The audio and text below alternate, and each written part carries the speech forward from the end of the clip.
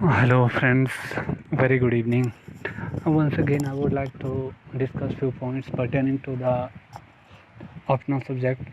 Friends, first of all, it is up to your choice that what subjects you want to follow for the optional. I will not focus on what you have to choose, what you have not to choose, what's your choice and what's your interest. I will not go through this. But I want to discuss here that the subject I have chosen for the main subject, that is history of English literature. Friends, there are two papers of each optional, and each optional carries 100 marks. So it will be more important to all of you that if anyone pursuing optional English subject can check this video, especially for the analysis of syllabus. First of all, history of English literature 1600 to 1900, and then second one is English literature from the 20th century.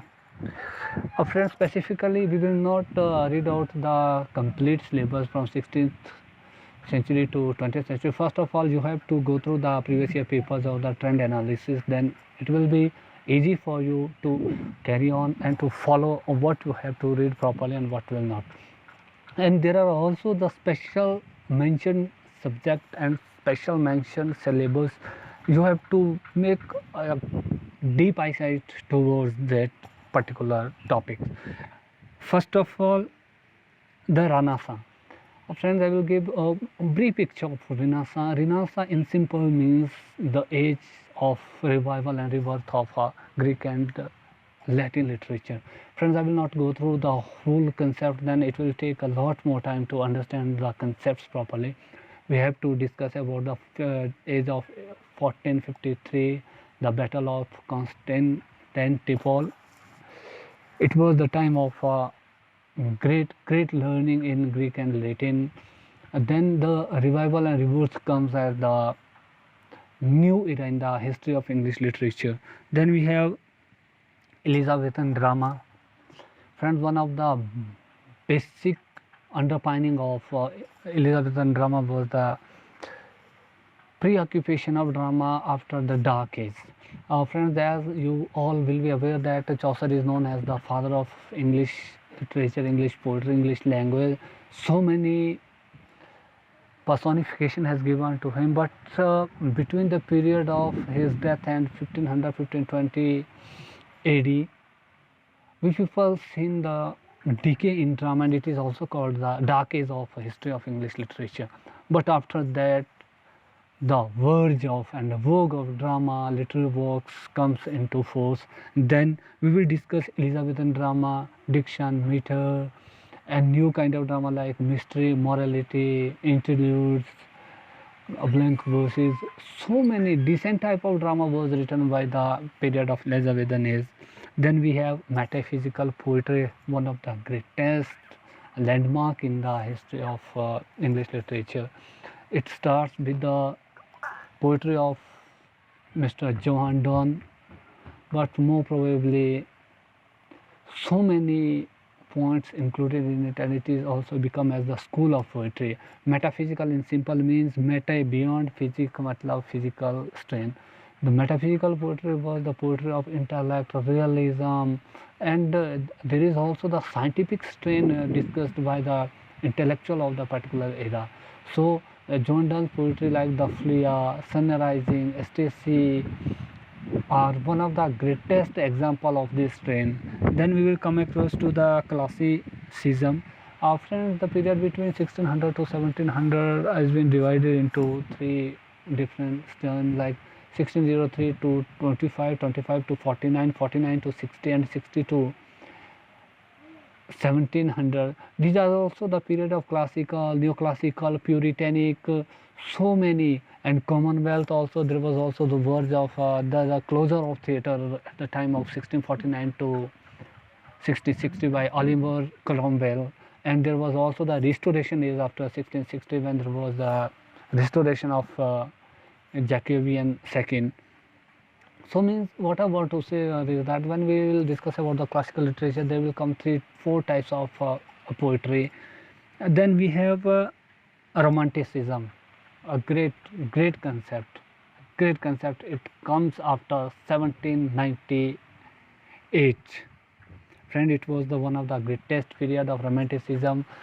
William Wordsworth, Coleridge, Southey, William Blake, so many writers wrote greatest poetry. It is the period starts with the logical values of William Wordsworth and Astrid Coleridge, and then Rhyme of the Ancient Mariner, Kubla Khan. So many concepts of romanticism will come in front, and then we will discuss about rise of novel in the 18th century. Friends, as per the previous history is concerns, the birth of novel has been started from various strain. Like there was also the novelistic approach in the Elizabethan era, as well as like in classical era, although they were blank verse. But in the 18th century, the rise of novel was of decent strain. Like it has been started with the periodical essay, there was so many strain of the novel. Then we have, last but not least in this series, is the Victorian age. Friends, when we will come across to the Victorian age, it was the age of 1837 to 1903, the reign of Queen Victoria first, and it was one of the greatest period mentioned. And the same time, Lord Tennyson, Arthur Lord Tennyson, Robert Browning, and T.S. Eliot. More probably, we cannot say W.B. Yeats, although he was not the pioneer for that particular, although he is known as the bridge between modern period as well as Victorian period. And then special mention of the book is William Shakespeare, The Tempest, one of the greatest books. It is not only a story, it is the essence of life. Then we have John Donne poems, although I have already discussed it in the verge of of metaphysical poetry, in which we have canonization, what a poem it is, the Good Morrow, the Fleer, Ecstasy, the Sun Rising, and Death Not to Be Proud. Friends, I will not take the time to discuss all these, to elaborate all these poems subsequently, so I will not go through all these description. I will go through the description of syllabus mentioned. Friends, then we have John Milton, Paradise Lost, Book 1 and 4. And you can't believe how important and how influential work of art it is. It also convey the message of the life. It also convey the message for the society that how we people are dealing with the dealing in the society, and what we are doing, and what should we avoid. This is the story of Adam as well as Satan. A wonderful story discussed there. Then we have William Wordsworth, one of the greatest romantic poet, the following poems, in which we have Ode on Intimation of Immortality, Tintern Abbey, The Solitary Reaper, The World is Too Much with Us, Upon Westminster's Bridge. Friends, I will come across with all these poetry subsequently one by one, but today I will give only the analysis of syllabus.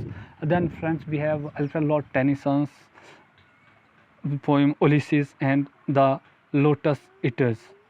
Then we have Henrik Ibsen's A Doll's House. Friends, very important thing I have discussed with you. Then we will come across to the second section of paper first. Then we have novelist Jane Austen, Pride and Prejudice. Friends, what a novel, what a novel it is. Then we have Charles Dickens, Hard Times, Thomas Hardy, Tales of the D'Urbervilles, and Mark Twain's The Adventures of Huckleberry Finn. Friends, all these novels will discuss the realistic point of view of the life. It will discuss the different strain of society, what we are doing. Friends, now I will come to the second paper 2, in which we have text details, that is modernism. You know very well about it. Modernism in simple means to adopt the activity, models, technology which is disparate in the present era within the span of time, that is comes as the part of modernism. Like we have nanotechnology, we have space technology, we have 5G techniques, internet, so many things. It will come as the part of modernism. Modernism in simple means to connect yourself with the present situation with the new techniques. Then we have the stream of consciousness novel, France, a term coined by William James, a portrait of an artist as a young man. It is one of the greatest novel writing technique developed in the modern period. Friends, then we have absurd drama, greatest in simple, greatest in general. The way it represents the life is really amazing. Then we have colonialism and post-colonialism. Friends, although we will not discuss it in the strain of history of English literature, we should have to go through the after 18th century India. We can judge colonialism from where in here, and post-colonialism definitely we can judge it in the Indian perspective after 1947. Although India was not only the colony suppressed by the European power, but there were so many countries like Sri Lanka, Bhutan, China, Africa continent, so many, Bangladesh, means so many countries were affected by the colonialism. Then we have next Indian writing in English.